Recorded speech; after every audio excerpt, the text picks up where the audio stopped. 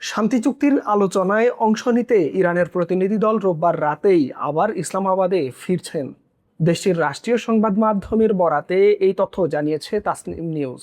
জানা গেছে, এই প্রতিনিধি দলের একটি অংশ এর আগে আকস্মিকভাবে তেহরানে ফিরে গিয়েছিল।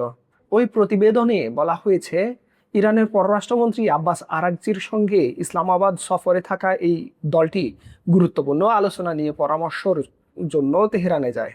সেখানে তারা নীতি নির্ধারকদের সঙ্গে বৈঠক করে।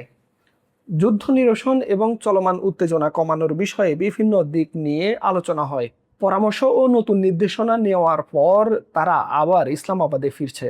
আজ রাতেই তারা পুনরায় যোগ দেবে পররাষ্ট্রমন্ত্রী আব্বাস আরাগচির সঙ্গে। বর্তমানে ইসলামাবাদে গুরুত্বপূর্ণ আলোচনা চলছে শান্তি চুক্তি নিয়ে। পাকিস্তানের মধ্যস্থতায় ইরান ও যুক্তরাষ্ট্রের মধ্যে উত্তেজনা কমানোর চেষ্টা চলছে। যুদ্ধ বন্ধের প্রক্রিয়াও এই আলোচনার একটি বড় অংশ।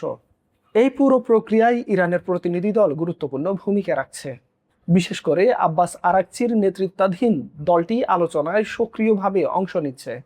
বিশ্লেষকরা বলছেন, এই যাওয়া আসা আলোচনার গুরুত্বই তুলে ধরছে, কারণ চূড়ান্ত সিদ্ধান্ত নেওয়ার আগে ইরান চায় সব বিষয় ভালোভাবে যাচাই করে নিতে।